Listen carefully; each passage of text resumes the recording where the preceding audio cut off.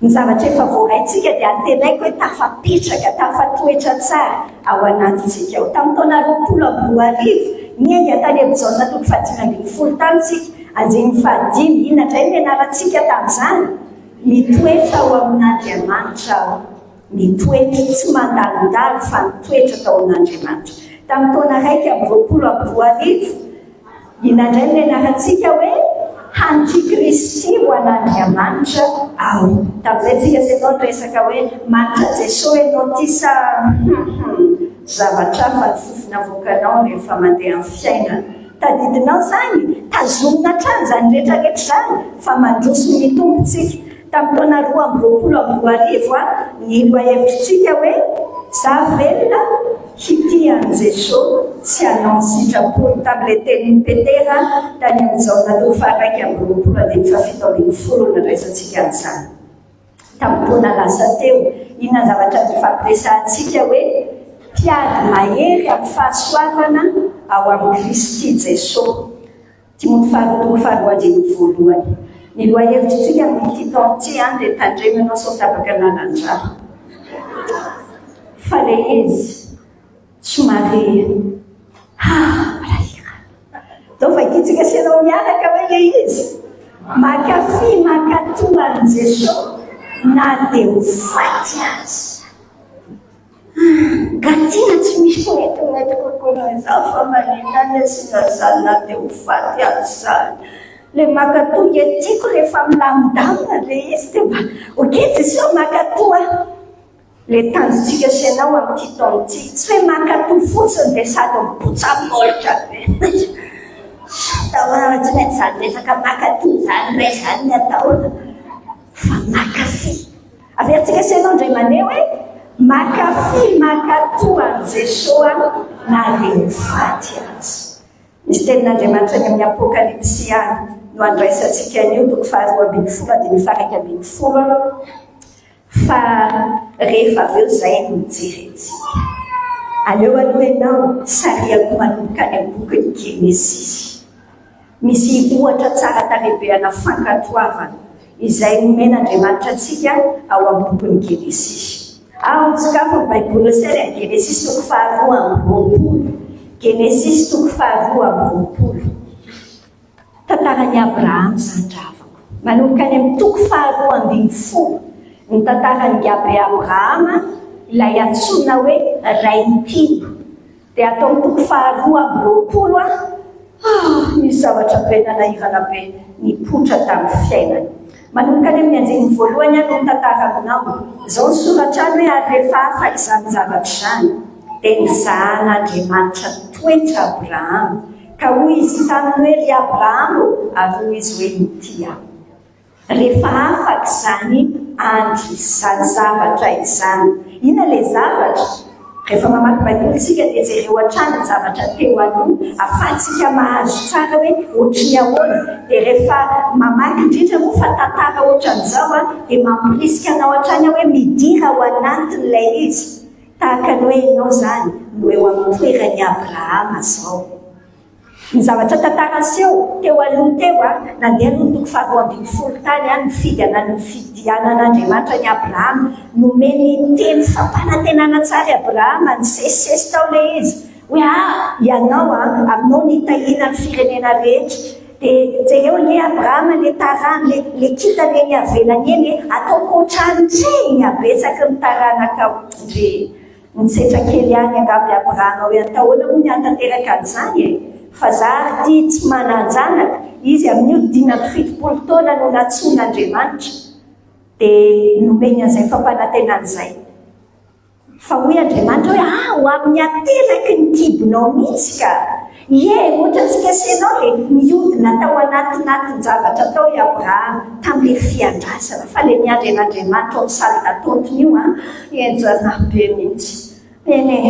Zany mahafinaritra be amin'ilay tantara hoe moa ohatrantsika koa ty Abrahama ty manondrana ohatrantsika koa. Dia misy Ismaela teraka zany tany anatiny tany fa na izany azy ny famindrapon'Andriamanitra nandrakotra amin'izany. Dia tonga tany amin'ny toko 2:20 ilay tantara itenenany an'io hoe rehefa afaka izany zavatra izany. Toko 2:20 afaka ilazantsika hoe tonga tany amin'ny faratampony tena hoe hoa feno valom-bavaka le antenainy tsara ny fiainan'i Abrahama. Teraka soamantsara Isaka raha avaka tamin'ny fomba mahagaga satria efa 70 taona raha matoa 100 taona raha no teraka mo misy zava-mahagaga zay tsy hainy Jehova vary. Inona ny valin'izany e? Tsisy zava-mahagaga zay tsy hainy zany. Hainy daholo. Ao amin'ny toko fahaky amin'ny roapolo koa milazana ilay hoe rehefa afaka izany zavatra zany, inona ilay zavatra? Ary amin'ny andininy tapany farany amin'ny toko fahaky amin'ny roapolo nisy mpanjakany Gerar, mpanjakany Filistina nanatona ny Abrahama satria nahita hoe tena tahian'Andriamanitra rangaty. Dia mpanjaka jentilisa io nanatona ny Abrahama hoe aleo mifanaraka tsara, aleo manao fifampirarahantsika fa enjana raha ohatra ka tsy mifampiraraha amin'ny Abrahama satria lasa mpanjaky be mihitsy ny Abrahama ity, lasa sady nanaka reny izy no tafapetraka tsara teo amin'ny fiarahamonina nisy azy no maha izy azy. Izay ny aseho an'ilay tantara teo any. Tsara be rehefa ohatranao fiainantsika rehefa inizay hoe misaotra ny tompony amin'izay omeny antsika rehetra. Fa eo indrindra ary zany zao tsika dia teneniny tompo hoe nataon'Andriamanitra inona hono izy rehefa vita izany zavatra rehetra zany? Izany toetra. Tsisy resaka ratsy akory afako sady tsy mirary lozana inana iny. Fa dia raina ny tompo fa tsy mora no tamin'ny 2023 koa ny 2024. Any vao mainka misy ny fiainam-pirenena isan-karazany tsy mora. Dia raina ny tompo fa fotoana ampisehoan'Andriamanitra amintsika ny voninahiny ity fa ao ambadiky ny fizaham-toetra. Ao mihitsy zany no ampiasain'Andriamanitra ahatonga antsika hanaraka azy. Natsoin'Andriamanitra i Abrahama, natsoina ry Abrahama. Azonao moa dikan'izany ry Abrahama zany. I Abrahama le anarany mihitsy, tsy izany angeny anaran'i Abrahama tamin'ny voalohany Abrahama, izay ny anaran'i Abrahama tamin'ny voalohany. Fa novain'Andriamanitra, novainy hanaraka tsara le teny fikasana. Le teny fikasana hoe ray mpino. Ary le hoe mpino mpino maro be. Fa tsy hoe ray mpino anankiray, fa ray mpino maro be. Izay anaran'izay mihitsy tahaka ny tonga dia mampatsiahy ilay teny fikasana no niantsoan'Andriamanitra azy hoe i Abrahama. Ahoana navalin'i Abrahama anazy? Izany raha avy no andrasan'ny tompo amintsika senao. Miantso ny anarantsika senao izy izao. Andao hoe samy miantso ny anarantsika. Zandrasino ava nisa tena za tsy manana ny anarany se dia tsy maty samy ry Abrahama ty za fa za samy miantso hoe Tino dia anao samy miantso ny anaranao. Isa roa telo ry Tino dia tsika senao ihany no mamaly hoe ahoana? Ka izao mantsy aloha hitanao ny andrefesana ny finoantsika. Ny andrefesana ny finoantsika senao tsy any amin'ilay fahafahantsika mandray valom-bavaka. Tsy any amin'ilay fahafahantsika mandray ny zava-tsoa avy amin'Andriamanitra akory. Tsy izay ny andrefesana ny finoantsika senao. Izany ohatrany tsy dia sarotra zany se tompo mino afa omenao anahy moto amin'ity taona ity, alleluia. Tompo mino afa omenao vady amin'izay amin'ity taona ity, mino eny zany. Tsy izay loatra ny andrefesana ny finoana ravaka. Ny andrefesana ny finoana, ny fahafahantsika senao mamoy ny zavatra rehetra ao anatin'ny fahatokiana feno fankatoavana. Izay ny andrefesana hoe tena mino tokoa vetsika. Raha ohatra ka resaka fiandrasana valom-bavaka fotsiny eritreretanao an'ity finoana kristiana ity dia tandremo fa mety ho rerakeo ianao. Fa le finoana kristiana, le finoantsika dia le fahafahana, lasa kapabla ny misakra azafady azany amin'izany fomba fiteny azahoanao azy tsara. Kapabla manao sakrifisy ny zavatra rehetra ianao ao anatin'ny fatokiana matoky an'Andriamanitra feno dia makato azy. Anaonetsika senao hitra ny anjininy manaraka anjininy manaraka ao amin'ny anjininy faharoa amin'ny Genesis io. Rehefa natsoan'Andriamanitra hoe Abrahama ity ianao zany zao amty anio ty miantso anao naketo ny tompo dia faninao tiana avianao ty fa iresaka ty hoeto alefasony resaka inandray mitahinao anaty 2024 ty alleluia. Zao le tenany tompo rehefa natsoan'Andriamanitra izy etony zanakao lehilahy tokanao zay tianao iny dia Isaka. Raha treo angamba mipetra mihitsy ianao mitoerany Abrahama. I Abrahama nge tsy ohatratsika senantsika efa manana film efa haitsika fefaran'io film io fa izy miainanay izy sainy mihitsy ianao zany mahely dia makanesany amin'ny tany mory. Raha treo aloha oke tompo ho any izay mianaka treo mety fantoyany ary atero any izy aterina tahoana ry tompo atao inona hono ho fanatitra dorana amin'ny tendrombohitra anankiray izay ho lazaiko aminao. Ahoana ka tsika senao miainao zany inona re zany zao ny nataonao raha ianao teo toeran'ny Abrahama. Indraindray tsika senao zany tetele tompo mbola tsy za zany mbola tsy za oke tsy zany mitako tsy avakinao bokyny joko zany mihitsy. Indraindray anao tsy tia mamaky bokyny joko mihitsy satria anao tsy teo tonga sady ampahery anao. Fantatrio Andriamanitra ny zavatra teneny, fantany zavatra teneny.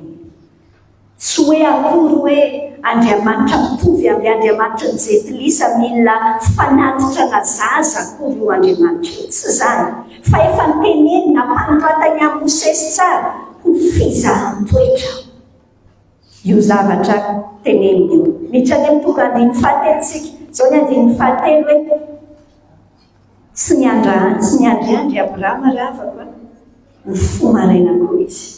Voaray le teny dia ny fo maraina koa Abrahama dia nanisy lasely ka nitondra ny zatovindreo lahy koa niaraka taminy sy Isaka zanany. Dia ahoana nataony niomana tsara izy namaky ny hazo katainy amin'ny fanatitra dorana izy dia niainga ka nakany amin'ny tany izay efa nobazain'Andriamanitra. Hitanao ve zany fankatoavany Abrahama tsy misy atakandro tsy misy fisisirana hitantsika eto hoe ahoana zany teneninao zany tsy mety amiko zany tsy misy an'izay fa avy dia nataon'izay ilaina rehetra mba hatongavany mba hahafahany manao an'izay. Noho tamin'ny andro fahatelo Abrahama dia nanompo ny masony ka nahatazana tany ny tany tery alavitra tery.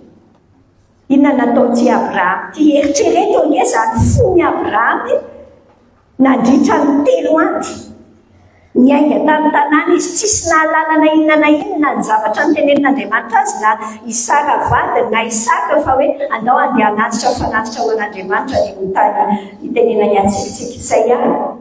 Fa tao anatiny Abrahama tao no tahiriziny tao 3 andro nandeha teny an-dalana ohatry ny ahoana re zany tany anatiny. Gidragidry zany fihetseko ao anatin'izany gidragidry zany. Tao anatiny io nanohy nanao izay tokony natao foany Abrahama. Izay le toe-tsaina makato tany anatiny Abrahama izay. Mbola ianaratsika senao orinao moa ilay toe-pony mihitsy famonjeran'ilay tantara vetivety aloha tsika senao. Nanohy nanao ny tokony atao izy tao anatin'ny lalana 3 andro nandehanany. Tany amin'ny anjininy fahadimy dia tonga teo amin'ilay toerana zareo dia teny tamin'ny zatoviny izy hoe mijanona eto nareo mba amin'ny apondra antsika ireo fa za sy ny zazalahy andeha hakery ary hivavaka zahay dia hiverina eto aminareo indray. Ao ahitantsika taratra tsara ny toe-pona nanan'i Abrahama nahatonga anazy tsy nikoropaka mihitsy. Ny toe-po nanan'i Abrahama hitantsika ny amin'ny Hebreo 4:10 ambara ny bokin'ny Hebreo le tao anatiny jerentsika nge zay boatoko faraky ambin'ny folo zay andiny fahafito ambin'ny folo hatramin'ny fahasivy ambin'ny folo zao ny soratra hoe finoana no nanaterany Abrahama Isaka. Finoana ilay Andriamanitra niantso azy io. Finoana nanaterany Abrahama Isaka raha nizato toetra azy izy. Eny ny zanany natokana nateran'ilay efa nandray tsara ny teny fikasana. Dia ilay nilazana hoe avy amin'ny Isaka no antsoina izay taranaka ao anao. Efa mazava be mihitsy eto tenin'Andriamanitra ary nomen'Andriamanitra ilay Isaka fa nihevitra izy fa Andriamanitra dia mahay manangana ny maty azy ary ohatra ny avy tamin'izany no nandraisany azy. Ny tao anatin'ny Abrahama raha nandeha nakatoa izy ilay tosika nanosika anazy, tsy hoe fotsiny hoe makatoa dia makatoa fotsiny, fa makatoa raha afaka vokatry ny zavatra lalina kokoa ao anaty. Ary izay ilay hitombontsika sy anao, izay hoe makatoa an'Andriamanitra io na dia mifaty azy. Tsy ho tonga amin'izay mihitsy tsika raha ohatra ka voan'ny tahaka ny hoe legalisme fotsiny. Legalisme izany izay tena fahorian'ny kristianina malagasy be dia be. Tena fahoriako mihitsy zany zany nampavoafatotra loatra taloha. Hitanao ny dikan'izany legalisme zany miainao ambany lalàna. Ndika mieritreritra hoe tia tenin'Andriamanitra, tsy mahazo manano mazava tsy maintsy izao ataony. Ohatran'izay foana ilay fiainana, mavesatra izany rava, mavesatra izany. Tian'Andriamanitra tsika handroso amin'ny fiainam-pakatoavana amin'ity taontsika. Fa tsy fakatoavana ao ambany lalàna seha, fa fakatoavana vokatry ny finoana an'Andriamanitra. Hitanao nanosika ty Abrahama ty, izay fo mahafantatra an'Andriamanitra izay, fantan'ilay niantso azy ireo olona. Tena fantan'ilay niantso azy, fantan'ilay nanome teny fikasana azy, fantan'ilay nanome valom-bavaka azy. Ary tsy ny valom-bavaka ny anteherana, fa ilay Andriamanitra izay fantany hoe mahay mamerina an'io zanany io, manangana an'io amin'ny maty. Dia tsy taitra mihitsy Abrahama. Etre mety misy samboaravoara-pihetsepo any, fa azonao an-tsaina ve ilay confiance totale tena natoky an'Andriamanitra izy. Ny amin'izay sanda ny fankatoavany rehetra. Andiny fahenina anetsika nalain'i Abrahama ny hazo ratainy amin'ny fanatitra dorana dia nataony teo amin'ny Isaka zanany. Tenentsika izany rehefa aveo fa endriky Jesosy Kristy tsara tarehibe io, fa izy kosa mitondra ny afo sy ny antsy teny an-tanany ary miara-nandeha izy mianaka. Sao dia raha eritreretinao fa antsom-bilona ty antsy nentin'i Abrahama ty, tamin'izany mazava tsara ny antsy manana karazany zareo le antsy ampiasainy dia tena le antsina varikena reny, satria antsy amonoana le fanatitra nentin'i Abrahama. Rehefa nahita an'izany le zanany Isaka, dia mahita izy hoe complet tsara ny avao rehetrarehetra, iny ny antsy, iny ny afo, ty ny hazo ataina anandorona le izy dia ho Isaka tamin'ilay dadany teo amin'ny andiny fahafito. Rikaka eo dia hoy dadany hoe ity aho anaka, ary hoe izy reto ny afo sy ny kitay, fa iza kosa izay ondry atao fanatitra ny dorana. Tsy mbola zakan'ilay zanany ny anambarana ny zavatra marina avy hatrany. Tao anatin'io ny zavatra marina avy hatrany ahoana fa tenenin'i Abrahama ny valiteny dia hoe anaka, Andriamanitra no ahita, na hoe Andriamanitra no manome izay mondry atao fanatitra dorana. Dia niara-nandeha izy mianaka. Misy fotoana ny fankatoavanao mety tena mbola tsy azo ny hafa-kory. Tsy maninona na mbola tsy tenenina azy ilay tosika ny anatinao any, ilay fankatoavana, satria rehefa eo ambavany ankatoa ianao dia indraindray mety manimba ny finoanao ny tsy finoan'ilay afo, dia aleo tsy mbola miteny aloha Fa rehefa tonga teny amin'ilay tany lazainy Jehovah Andriamanitra tamin'ny an'izay zareo dia nanorina ny alitara teo i Abrahama. Tsy zavatra mora koa zany fa mbola amboarina tsara ilay vato rehetrarehetra dia nandahatra ny kitay. Jerenao anketo tantara ity mahavaliana izy mianankireto. Le Isaka nge sao dia eritreretinao fa zazana kely ka atao ary hoe petra tsara. Io nge efa olona efa ny amin'ny 20 taona any le atao hoe zaza io fa tsy zaza kory io, tsy hoe zaza ohatrany antsika hoe 20 taona fa efa ny amin'ny 20 taona no any ty Isaka ity tamin'ity fotoana ity. Afaka nandositra tamin'ny fotoana rehetra fa nanaiky ny fatorana izy. Nanaiky natao teo ambonin'le alitara teo ambonin'ny kitay izy. Hiritrereto daholo anie zany rehetrarehetra zany. Fa i Abrahama midadany efa tenen'Andriamanitra tsy hoe zaza tsy tiany io fa ny marian'Andriamanitra tsara hoe atero le zanako lahatokana. Tsy nikotian'Andriamanitra mihitsy Ismaela satria efa ao amin'ny Isaka le zaza amin'ny teny fampanantenana, teny fikasana. Dia eo amin'ny anjeny fahafolo sy 1 ho ataony Abrahama ty zavatra ty. Nanitsitra ny tanany Abrahama nandray ny antsy mba hamono ny zanany, fa niantso azy ilay anjelan'i Jehovah tany an-danitra dia naniantso azy indroa mihitsy. Urgent i Abrahama. Dia hoy kosa izy hoe ahoana? Intsina. Indraindray rehefa mamaky an'izany texte santsika ohatra mieritreritra izy inona koa ty ataon'Andriamanitra ty mahita azy hoe sy natao an'izao fotsiny le izy dia io indray nefa fa tsy atao kory indray. Hitanao ny mahaliana an'Andriamanitra. Ny mahaliana an'Andriamanitra dia ny manefy atsika hiampovy amin'i Jesosy. Miampovy amin'i Jesosy. Ny mahaliana an'Andriamanitra dia mianefy anao miampovy amin'i Jesosy ary mampiasa fizahan-toetra izy ao anatin'izay. Fa io Andriamanitra io efa nieritreritra ny atao io.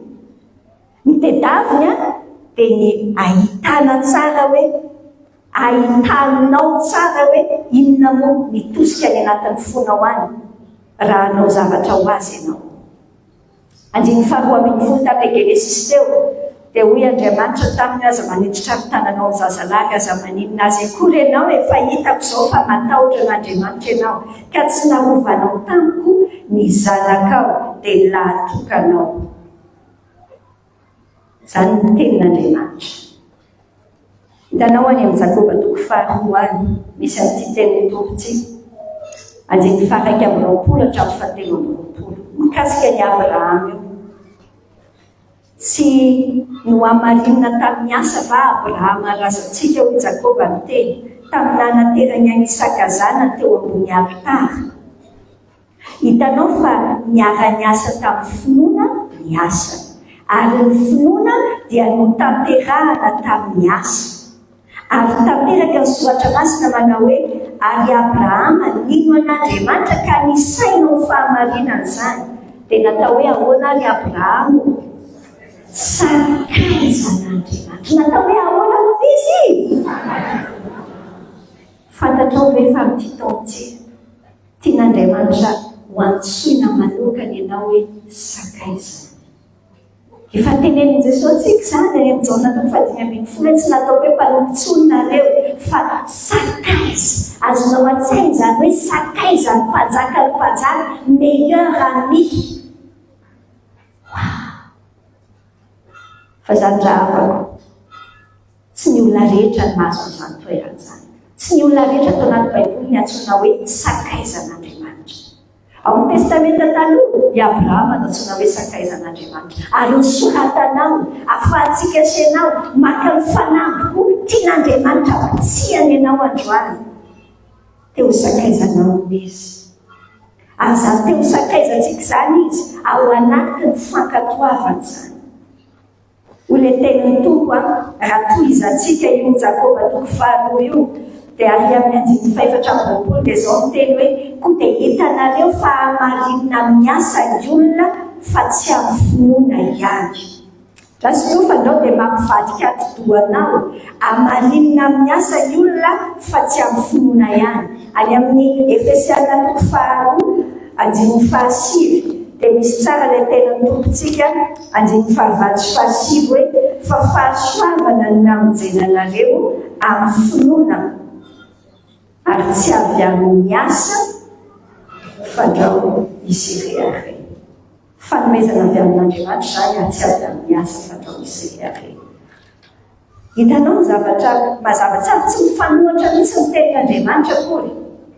Eto izy zao miteny hoe ny olona dia amarinina amin'ny asa, tsy hoe akory ny asa ataonao no mahavonjy anao. Tsy hoe rehefa mandeha any am-piangonana ianao, rehefa manao asan'Andriamanitra ianao dia voasoratra ny an-danitra ny anaranao. Efa ianarantsika ombieny mba tsy ho diso hevitra ianao. Tsy raha mpiainitra teo vaovao masoa ianao dia voasoratra ho azy any an-danitra ny anaranao. Satria efa nanao zavatra ianao zany, ahafaly an'Andriamanitra. Tsy misy ninona nataonao mihitsy ka hoe ahafaly an'Andriamanitra raha ianao no manao azy. Azontsika izay tena fahasoavana kadô omen'Andriamanitra antsika ho amin'i Jesosy, nomeny antsika Jesosy, ary rehefa noraisitsika Jesosy dia Jesosy no hita n'Andriamanitra aty anatintsika. Ary Jesosy ankasitrahany zato isan-jato. Ianao tsy ankasitrahany mihitsy na kely azy.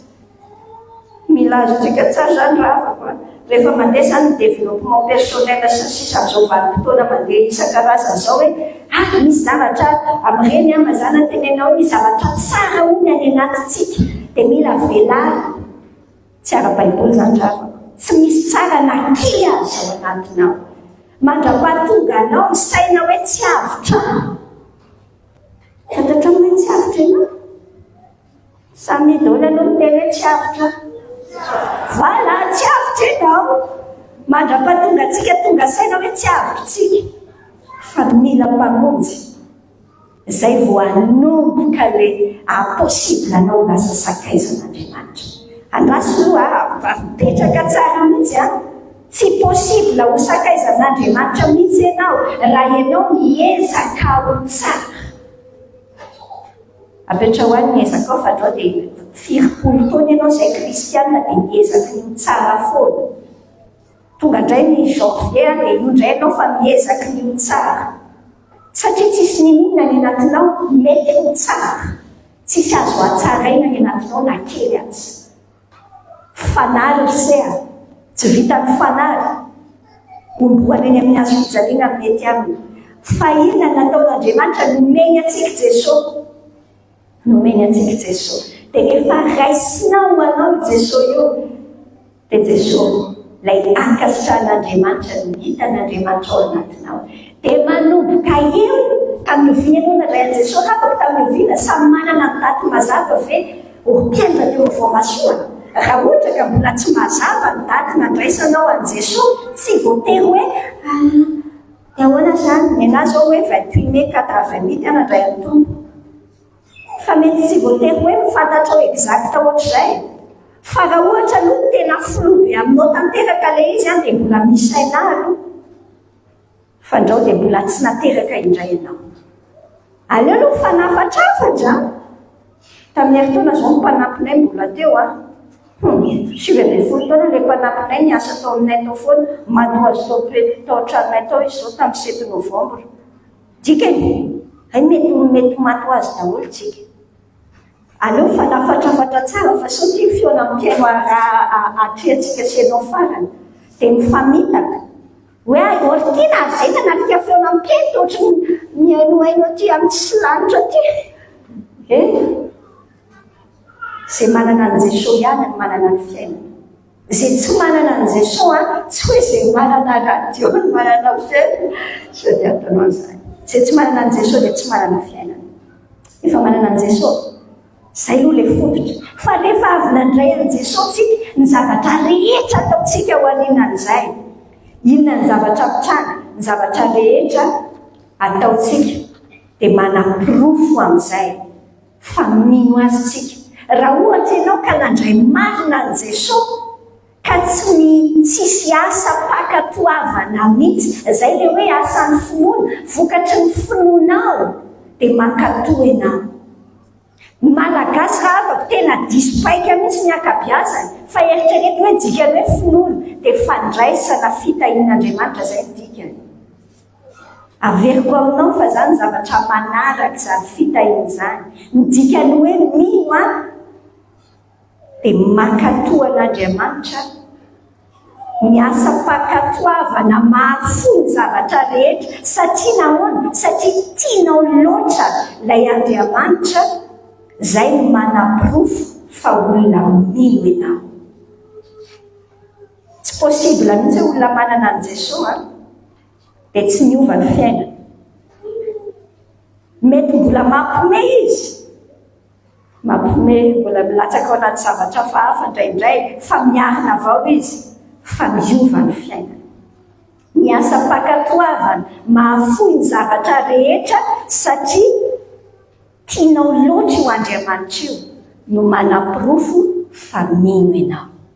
Andao hipetraka kely any aloha dia anjinika tsara. Mino tokoa ve ianao? No miteny an'izany mino zany a tena faran'izay mora. Jangano ny tanana izay mino asatsangana indray. Fa raha ohatra ka miteny an'izany aminao a, tsotra be mihitsy zany. Za ve tena ahoaka tiana zany ve anontaniana? Mino an' Jesosy ahy. Fa lazain'ilay Jakoba toko faharoa mazava fa ny anamarinana an'ilay olona, ny mazava tsara ilay matotoko fafito izy miteny an'izany hoe nivony ahafantarana ny azo. Voana inona sia? Voana fankatoavana ny zavatra tenen'ny tenin'Andriamanitra. Raha manohintsika amin'ny Genesis toko fahatelo ambin'ny folo io, ny erika anjery i Abrahama rehefa tenena hoe azalefa i Abrahama. Dia nisy ondry lahy teo ivoany teo, voasarembotry ny kirehitrany ny tandrony. Dia lasa Abrahama ka naka an'ilay ondry dia nanatitra azy ho fanatitra ho solo ny zanany. Izao no lazaiko anao, misy fotoana tena zavatra sarotra ny anatany io Andriamanitra io. Tahaka ny teny ianao hoe mila voatsiary ve ianao zany Andriamanitra sa ahoana? Raha ohatra ka mbola tsy fantatra tsara Andriamanitra dia izay ianao miteny an'izay. Fa rehefa fantatrao, ary izay ataontsika mitombo hatrany amin'ny fahalalana io Andriamanitra io, dia fantatrao hoe Andriamanitra efa nanomana ondrika izy, ny andrasany aminao a, dia ianao mankatoa azy. Ny antsoina hoe finoana marina dia mino a fa manome ilaina rehetra io Andriamanitra io, ahatanteraka ny fankatoavana azy Andriamanitra. Ny antsoina hoe finoana marina dia tsy misalasala ianao, mbola tsy finoana ihany koa raha hoe voarainao ilay baiko a, dia iny ianao fa miasa saina be, dia ahoana ny anaovako an'izany? Fa ny teny any Filipiana toko faharoa tsy miova. Andriamanitra ny miasa ao anatinareo na ny fikasana na ny fanaovana tanteraka amin'ny sitrapony. Hatramin'ny falany izay fantatry Abrahama hoe inona ny sitrapon'Andriamanitra atao, dia ny fony fotsiny hoe ho ataoko izany. Fantatr'Andriamanitra ny fotoana mety, mpamonjy mora azy indrindra ho fahoriana izy. Any amin'ny Hébreu 4:10 izy miteny hoe manatona seza fiandrianan'ny fahasoavana azahoana hoe famindrapo sy fahasoavana ho famonjena amin'ny andro mahory. Fantatry ny tompo sady tsy tonga aloha zany sainy tsy taraika ara-potoana tsara izy. Ny andrasany aminao izay fantatra hoe ankatoavina dia nao ankatoavina amin'ity taontsika. Miantoka ny fankatoavantsika izy, manome ny ilaitsika, fa zay ilay finoana marina, zay mino fa manome ny ilaitsika rehetra ahatanteraka ny fankatoavantsika azy. Io Andriamanitra io manome an'izany. Manohy kely an'ilay Genesistsika eo am-pamaraparanana azy tsika senao io, ary ny anarana zany tany zany dia nataony Abrahama hoe Jehovah Jireh. Dia izany ny anaovana azy mandraka ankehitriny no hoe ao any an-tendrombohitra no misy eon'i Jehovah. Dia niantso ny anarana ny Abrahama fanondrony tany an-danitra ilay anjelan'i Jehovah. Inona ny zavatra resahantsika? Ao anatin'ilay hery vaikan'ilay fankatoavanao, misy toetran'Andriamanitra tiany aseho. Misy voninahitra izay tsy hitanao mihitsy raha tsy ao anatin'ny fankatoavana io ihany. Tia hampirisika anao amin'ity ho amin'ity taon'ity, taontsika senao hianatra an'izany, mankafy an'i Jesosy. Teto andry i Abrahama na fantatra ny Andriamanitra ho Jehovah Jireh. lay Jehova hanome. Isaky ny zavatra misy eo fiainanao nge, indrindra le zavatra mila liaga tany-tompy ataonao sakrifisy iny, manome atsika ny toetra mampianatra atsika ny toetra ny Andriamanitra. Andiny fa 11 hatramin'ny 7 navaozon'Andriamanitra ny fianianany tamin'ny Abrahama. Dia izao ny teny hoe ny tenako no nianianako Jehova, satria nanao an'izany zavatra izany ianao ka tsy niavo ny zanakao ilay lahatokanao. Dia tiako ery ilay tenenany azy eo amin'ny 7:20 hoe dia hita ianao tokoa aho. Tanao ilay tsindrian'Andriamanitra, hitanao tokoa, tsy hoe akory hoe mamazovazy io Andriamanitra io, fa vao maika mafisiny tsara. Rehefa injay mazava lay tosika ny anatinao hoe non, za akato na inona na inona tantarainy fiainana io. Hita ianao tokoa aho izy ary amavo dia amavo ny taranakao, ho tahaka ny kintany eny amin'ny lanitra sy ho tahaka ny fasika izay amoron-dranomasina, ary ny taranakao ahazo ny vavahady ny fahavalony. Ary amin'ny taranakao mitahina ny firenena rehetra ambony tany, satria nanaiky ny teniko ianao. Ary Abrahama dia miverina nakeny amin'ny zatoviny tahaka n'ilay teo mihitsy. Tsara be le film le fiafaran'le film tsara ny fiafarany. Tsika senao mamaky an'ilay izy fa toy ny ahoana ny fiainana an'ilay izy tao amin'ny fiainan'ny Abrahama tao. Dia Abrahama nona tany Berseba, mijery ny ambaran'Andriamanitra mikasika ny Jesosy ao anatiny io. Milazontsika tsara tsaina tsara fa ny tenin'Andriamanitra manomboka any amin'ny Genesis hatrany amin'ny Apokalipsia dia manambara ny Jesosy avokoa. Ilay natao tandindon'i Jesosy Kristy io tantaran'i Abrahama manatitra ny Isaka io. Fa izao Isaka rehefa ilay hovonoan'i Abrahama dia teneniny anjely hoe andraso andraso, aza manitra ny tananao amin'ny zaza. Fa Jesosy fantatritsika tsara, Jesosy ilay zanaka lahatoka, ilay tiana. Hitanao tsara ilay paralèle ny Isaka sy Jesosy tao anatin'ny zavatra rehetra io. Jesosy ilay lahatokan'Andriamanitra, ilay tiana, nomena ny zanany lahatokana. Tao anatin'ilay Genesis 3:20 naverina hatrany ilay lahatokanao. Na dia hoe nanana ny Ismaela i Abrahama, fa Andriamanitra tsy tia lalan'izay aloha izao, fa ny azy Isaka ny fantany ao anatin'ilay zanaky ny teny fikasana. Rehefa hita fa nanantareo olona Jesosy io dia nanetry tena ka nanaiky hatramin'ny fahafatesana, dia ilay fahafatesana tamin'ny azo fijaliana. Mitovy be amin'ny Isaka nampibatay le dadany an'le kitay ataina andohana anazy, fa toy izay mihitsy koa Jesosy, izy no mitondra ny azo fijaliana. Fa tany anatin'ny saina izao sy ianao mitondra ny fahotantsika. Dia izay hoy ny teny tompony nanandratan'Andriamanitra azy indrindra sy nanomezany azy ny anarana ambony ny anarana rehetra, ary mba ho amin'ny anaran'i Jesosy. Marina ny tenin'Andriamanitra io ny lela rehetra, ny lohalika rehetra lohalika eo amin'ny Jesosy avokoa. Ny lela rehetra samy anaiky azy hoe tompo, na ny any an-danitra na ny ety an-tany na ny any amin'ny afo be. Samy anaiky azy hoe tompo. Sao dia eritreretinao hoe tsy tafiditra, tsy mahafantatra ny Jesosy zany amin'ny afo be zany. Voatery tsy maintsy ekoaka amin'ny Jesosy izy fa efa tara loatra nefa. Fa miakoaka amin'ny Jesosy anatin'ny fijaliana izy manaiky hoe Jesosy ny tompo. Mbola tsika senao manana fotoana ankehitriny tena hiankofatsika aminay-potsika, omen'Andriamanitra alana ny fitiavana isika. Ilay zanak'ondry izay novonoina hoy ny Apokalipsy 5 dia mendrika andray ny hery sy ny harena sy ny fahendrena sy ny faherezana sy ny haja sy ny voninahitra ny saotra. Izay ilay zanak'ondrin'Andriamanitra izay le Jesosy io hoe maty ho atsika senao, noho ny fitiavana atsika senao. Dia izao tsara ny tenin'ny apôstôly Paoly any amin'ny Korintiana faharoa 5:5-10. Ary maty hamonjy ny olona rehetra i Jesosy io. Raha hitanao hoe izay teny izay Korintiana faharoa 5:5-10 dia tsitsika senao hiaraka maky amin'ilay toyany. Maty hamonjy ny olona rehetra i Jesosy io mba ahoana? Mba tsy ho velona ho an'ny tenany intsony izay velona, fa ho an'izay efa maty sy mitsangana mihitsy azy. fa tena ny aino na foinya ho atsika. Dia noho izany hoy izy hoe tsy velona ho amin'ny tenantsika intsontsika. Kamjerany ny Genesis toko faharoa amby roapolo intsika. Mamarana zantsika sy ianao zao ina ny antsoina hoe kristianina. Apetraka itsika mazava tsara. Ny antsoina hoe kristianina ve dia mpiaino radio vaovao masoa? Tsy iravako. Ny antsoina hoe kristianina ve dia mpandeha mivavaka? Dia aza menatsiny araveriko aminao an-trano ty hoe mpamely W begonana?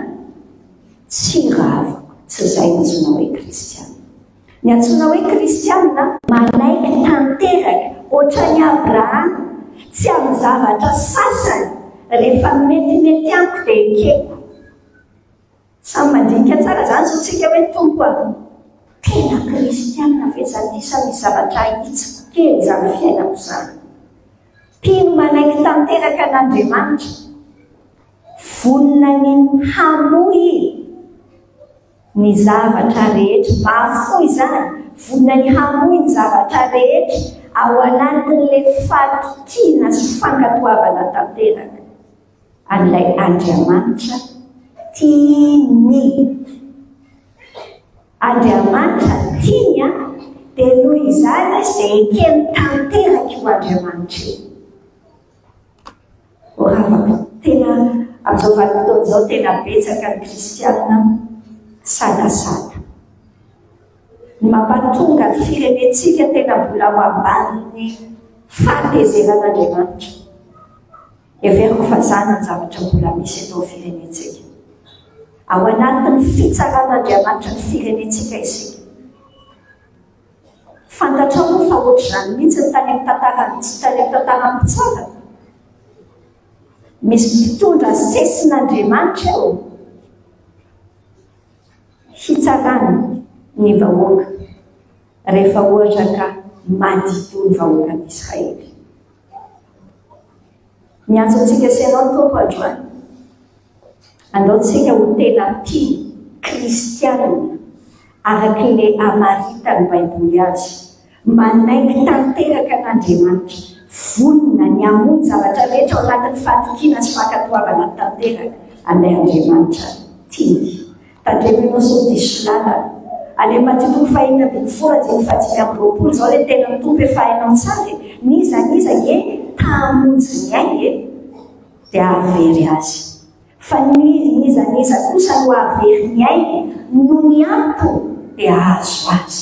Fitaka be vavaka amin'izao tontolo izao. Ny amin'izao tontolo izao izay tena hoe mandreraka tokoa tena sarotra miasarotra ary mibeny isan'andro dia mitaka ny miezaka manisy chaîne eto amin'ity vozotsika ity ilay fiainana zany dia mampiotrika atsika ao tokoa io fiainana io. Mila manompo vola, mila etsetra fa tsy tafavoaka amin'izao na leo ohatran'izany ataon'ny fiainana amintsika. Zany ataon'ny fahavalo amintsika. Fitaka be vavy zany. Izay mamonjy ny ainy, izay no very izy. Fa izay mahavery ny ainy no ny amiko sy ny filazantsara dia azo azy. Antaniny eny ilay ny an-danitra eny, an-dalana rehetrarehetra eny, antaniny ilay ny an-dalana. Nao ve teo any an-danitra hoe tsisy olona tsy teo any an-danitra zany sy fa tsy misy olona teo faty zany anefa. Fa hoana hoe ny afana mankany an-danitra raha tsy maty aloha sakaiza. Ary le maty amin'ny lafiny rehetra mihitsy, maty amin'ny lafiny rehetra mihitsy. Andao izay antsika sy ianao ty tenin'Andriamanitra andaso aloha fa mbola tsy tenin'Andriamanitra fa rehefa avy eo amin'ny teninao an'ilay izy. Tandremo ianao so diso lalana, so lasa mankafy loatra ny zava-tsoa nomen'Andriamanitra ary ianao ty. Andao jerena tsara. Azoko loatra hatrany ianao ilay mangatabavaka hatrany iny tsy maninona akory. Sady ianao efa mitombo mihitsy amin'ity taona tsy fa ianao sao mangatahany hafa vavaka. Mampahery ny hafa. Fa andao samy mijery ny tombo-bavakantsika eo anatrehan'ny tompo. So dia mba lasa mankafy loatra le zava-tsoa nomen'Andriamanitra ka tonga sampoanao ilay izy. Ny antsoina hoe mpindra havako dia tiany loatra Andriamanitra ka tsinitsinina ho azy ny fitiavana, ny avy fitiavana olona na fitiavana zavatra hafa mihoatra ny fitiavana an'Andriamanitra. Lasa aloha amboarina tsara zany zavatra teneniko anao zany. Ny antsoina hoe mpino araka ny tenin'Andriamanitra dia mpino loatra ilay Andriamanitra. Tena avy be mihitsy ilay fitiavany an'ilay Andriamanitra ka lasa toa tsinitsinina ho azy, tsy mampaninina azy na iza tia azy na iza tsy tia azy, tsy mampaninina azy na inona zavatra ananany na inona tsy ananany, tsy mampaninina azy na inona zavatra very mianana na inona, satria tiany loatra ilay Andriamanitra, tiany loatra ilay Andriamanitra. Ny antsoina hoe mpino dia tiany loatra Andriamanitra ka tsinitsinina ho azy ny fitiavana olona na zavatra hafa mihoatra noho ny fitiavan'Andriamanitra. Izany indrindra ny teny manahirana antsika mandray azy ao amin'ny Luka 4:40 ao. Ao amin'ny Luka 4:40 ary amin'ny andiny 4:20 sy 7:20 ary. Luka 4:40, andiny 7:20 sy 4:20 sy 7:20. Meko anao izay tenin'Andriamanitra io. Izao ilay teny hoe raha misy manaraka ka tsy maka ny rainy sy ny reniny sy ny vadiny sy ny zanany sy ny rahalahy sy ny anamavy eny ary koa azy dia tsy azo ekena ho mpianatra izy. Inonao zany teny izany? Averiko aminao tsara ilay teo a. Tiany loatra Andriamanitra ka tsinitsinina ho azy. Izay ilay hoe mankahala izay eritreretinao hoe ay tonga any an-trano zany dia angariako daholo ny ao an-tranonay dia teneniko hoe tsy tiako tsonony nareo fa tiako Andriamanitra. Tsy izay ilay izy, fa ilay izy ampitahan'Andriamanitra ilay dozina fitiavana. Tianao loatra ary amin'ny faratapony be ary Andriamanitra ka raha oharina amin'izany ilay fitiavana ny hafa dia ohatran'ny hoe mankahala ny anoharana anazy. Tsinitsinina ilay izy. Andiny 7:20 dia tenenina hoe nazofy tsy mitondra ny azo fijaliana ka tsy manaraka dia tsy azo ekena ho mpianatra izy. Tsika izay ianao ilay mandroso mpianatra ny tompo mazava tsara amin'ity taona ity.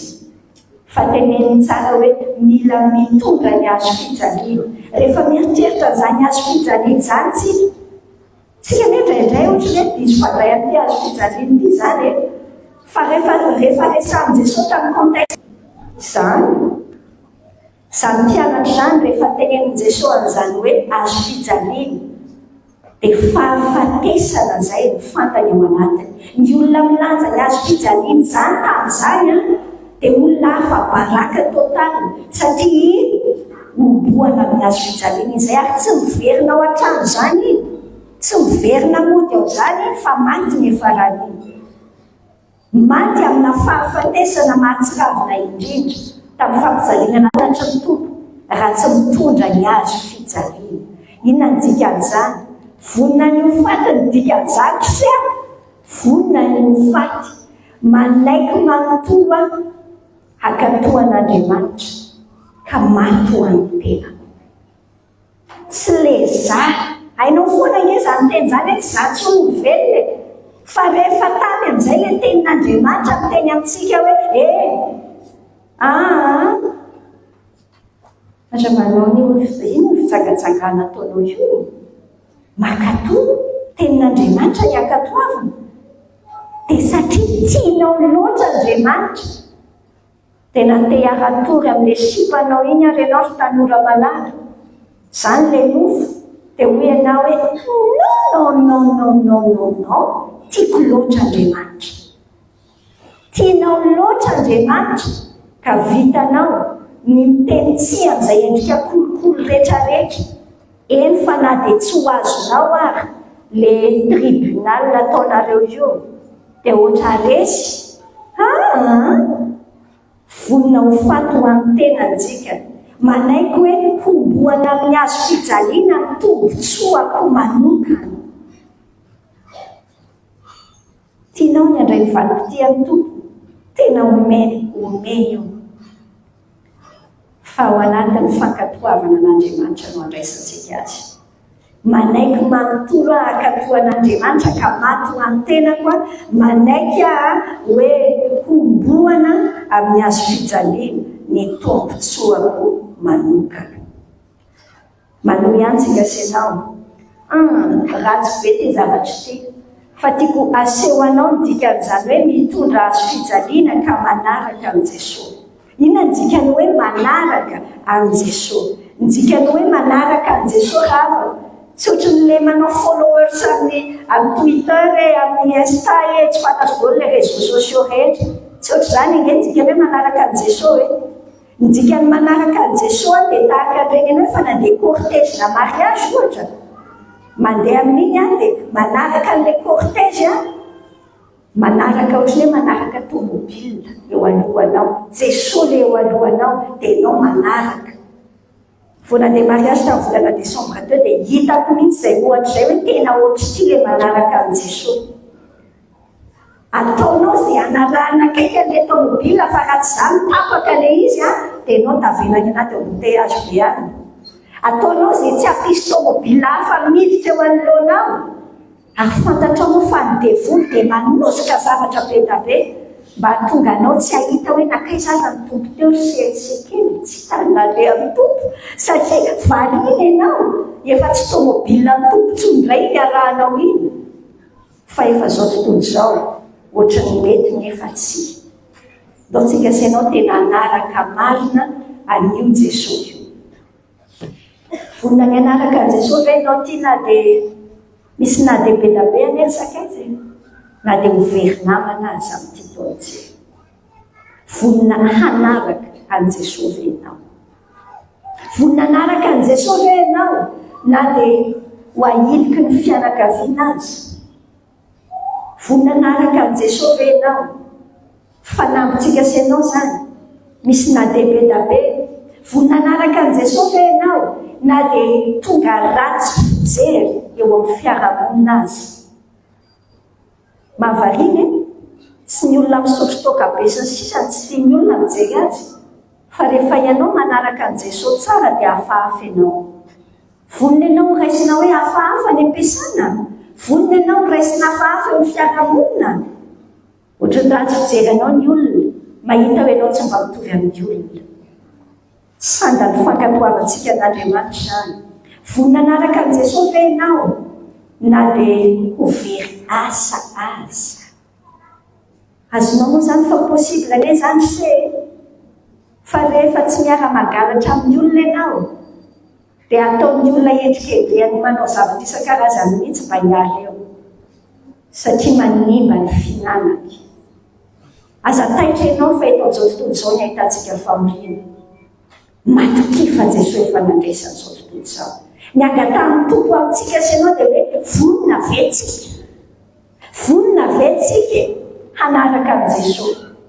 Tsotra ry izay fanontaniana na dia mifaty azy. Ohatran'ny tsy dia misy an'izany intsony ankehitriny fa tamin'ny andron'ny rahasalama ihany angamba ve ho ianao. Izany ny tsy ampy ny kristianina malagasy izao. Kristianina maneran-tany mihitsy tsy ampy an'izay passion, izay hery vaika izay hoe tena raikity total amin'ny Jesosy io ka vonona ho azy hanaraka an'izay teneny nandeha. Vonona hankatoa azy. Tsy misy atakandro tahaka nataon'i Abrahama satria fantatrao n'Andriamanitra inonao. Izay antsika ny Apokalipsy 2:10 ary amin'ny andiny faraka 10 izay tenin'Andriamanitra misoratra ny anatin'ny diarintsika amin'ny ity taona ity. Misoratra ao anatin'ny calendrier manomana ny fiadanana ho anao. Fa mipetaka ao anatin'io mba isaky no mitompiaina ny masonao dia ahita trano an'ity Apokalipsy 2:10 ity ianao. Zaraiko anao azolofa mandeha kely ity Apokalipsy 2:10 ary amin'ny andiny faraka 10. Izao ilay teny eo ary izy ireo na resy an'le mpiapanga ny devoly satana menarana lazay eo amin'ny andiny fahasivy ao ambony ao. Izy ireo naharesy azy no ny am'rano zanak'ondry sy ny telo filazana azy. Dia anaovakitsika senao toyany izay ho teny fanevantsika senao amin'ity taona ity. Ary tsy nakamaminy intsony izy na dia faty azy. Sandravo no teny fampizarantsika tsy makamaminy aintsika satria fantatritsika fa valeureux manandanja lavitra n'izany le Andriamanitra nanolorantsika ny aintsika. Zay mitsitsy ny aina, zay miaro ny aina no avery azy. Fa zay mahafoy, zay mahavery ny aina ny amin'ny Jesosy io, vokatry ny fitiavanao any Jesosy. Hitanao ilay teny, tsy nakamamy ny aina intsony. Tsy ny ainao intsony ny mahamatymaty anao, tsy le zabe anao, tsy le mety aminao, fa hoy anao hoe le anao ny sitrapon'Andriamanitra, zay ny sitrako, zay ny tiako, na dia ho faty azy. Oravako, ampoantsika ny fahasoavan'ny Tompo. Tao hiaraka merintsika senao inanoa hevitritsika amin'ity taona ity, mankafy an'i Jesosy na dia ho faty azy. Averina amin'izany tsy nahay azy, mankafy mankatoa an'i Jesosy na dia ho faty azy. Misy t-shirt vaovaontsika ao ambadika ao, misy soratra amin'izany, mankafy za, mankafy mankatoa an'i Jesosy na dia ho faty azy. Manahoana raha ho ataontsika senao ty rambavaka manaraka ity. Tena angatahako amin'ny anaran'i Jesosy ianao. Efa hira mety ho hainao tsejery, efa nirainao efa hatraminy ianao mbola kely. Fa mila olona samaty ho anazy ny Tompo. Azonao ve zany? Mila olona samaty ho azy. Tsy hoe satria mavesatra hoe tsy maintsy mankatoa fa raha tsy za mibety. Tsy zany, tsy zany. Tamintsika zazakely no tenenina toy izany. Fa mankatoa satria tiantsika hamonjy io Andriamanitra. Fantatritsika ny fitiavany atsika. Efa nitombontsika tao anatin'izay 5 taona lasa izay izany fitiavany atsika izany. Dia amin'ity taona ity, inona no avalinao amin'io Andriamanitra io? Aina mifetra. Raha hainao tsenjery moa ilay hira-poko mihitsy ny masonao, raha tsy hainao tsenjery dia alefako ety fa hira-bavaka tenenao ny Tompo.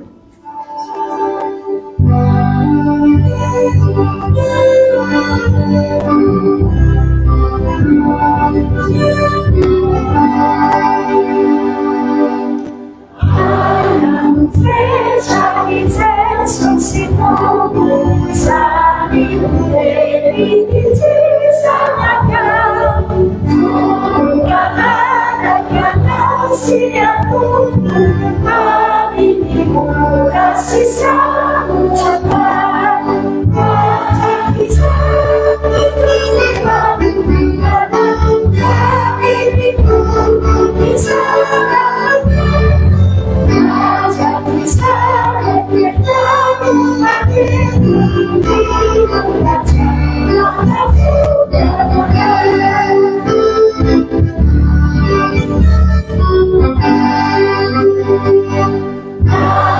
Amen.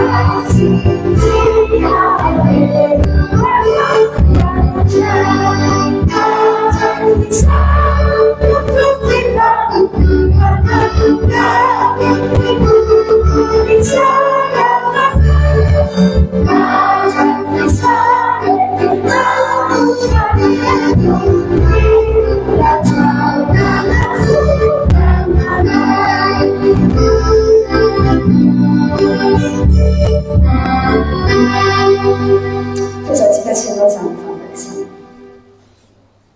zany nitokira mavaka Andriamanitra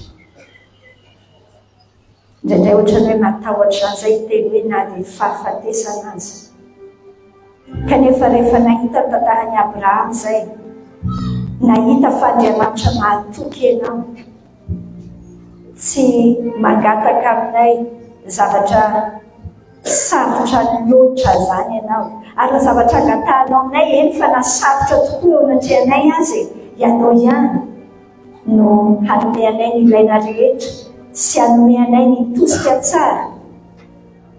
Misaotra Jesosy fa afaka misafidy no ny amin'ny fahasoavanao dia misafidy miankatoanao zahay tsy miankatoa vokatry ny lalàna be eo ambony lohanay azonay tsara fa tsy izany kay ny fiainana kristiana fa mankatoa satria fantatray fa mendriky ny ankatoavana ianao ilay tena tianay fa azo antoka ianao azo antoka ny baikonao rehetrarehetra tsy misy hoe baiko adalàna na kely azy tsy misy baiko torô tsy misy baiko manahirana loatra fa nahatraminy hoe fahafatesana azy dia fantatray raha teo fa tombony ho anay zany. Andriamanitra mitianyotia malaika eo anatrehanao zahay manome ny tomkom-panomponay fa mandrakizay anomponay anao indro indray zahay amin'ity 2024 itsy io ny fonay Jesosy avony izahay anaraka anao milanja ny azo fijalianay midika fahafatesana amin'ilay zaty anatinay aty manaiky ho fato an'ilay tenanay zahay tsy le tianay tsy le mety aminay fa le tianao mitombo amin'izany zahay fa zany kay ny tena finoana maro samato anao samankatoe tanteraka anao tsy misy atakandro sady tsy misy adivarotra mankatoa fa satria fantatra hoe tianao loatra zahay ary ianao koa tianay Andriamanitra. Misaotra tombo fa ny herin'ny fanahinao no ahatanteranay amin'izany. Misaotra fa tsy avelanao mikodidi eto ambony tany eto zay dia hoe zay samato tokoa ary ianao fa azo antoka kay fa nisandrinao mahery mitady anay avao ambany ao fa azo antoka daholo ny zavatra rehetra dia faly hoe zahay sokafiarany maso ny fanahinay tsirairay avy tsy haiko hoe inona daholo ny lalam-pankatoavana tianao andehananay izao manomboka zao ankatoa zay tombo vonina anaraka anao ohatr'ireny manaraka tomobily ireny tsy misy avelanay anenanelana antsika mihitsy arahanay tsara ianao tombo zay misy anao dia zay misy anay zay hitondranao anay dia zay mihitsy koa zay satria fantatra hoe tsy misy mahatsara anay ankoatranao akaikinao. Jesosy fenao ny fanahinao tsirairay dia raiso zany fanorantenanay tsotra izany ary ilay taonanay mihitsy apetraka ny fenao ampelantananao. Misaotra fa mitay anay amin'ny fitahim-panahy rehetra tokoa ianao endry manambara aminay ianao rehefa mifankatoavana anao zahay dia mombanay tsy tapaka ianao matoko be zahay tompo mandeha satria fantatray ny miaraka aminay raha ianao no mombanay iza ny atohatra anay no teninao ay mankasitraka Jesosy fa na mety ho very namana mety misy hoe very asa mety very fananana mety misy raha tsy mijery eo anatrehan'ny hafa azangana mety ahiliky ny fianakaviana enina mifaty azy zay nanaraka ny fony tompo mba tsy miteny ny vavanay fotsiny zany ny fiainany tokantrano tsirairay avy azava tsara fa ianao Jesosy no arahany tsirairay dia ianao no mandamina izay fotoataona rehetra mampiasanay mihitsy ahafantaranay tsara hoe inona ny ataonay izany dia nananay fahasahiana ianao an'ilay tianao ataonay ninona fahasarotany fanaovana azy. Misaotra Tompo dia ataonay amin'ny anarany mivavaka. Amen. Amen. Efa madiva mamara-panatsika senao dia manao filazana samihafa kely vetivety.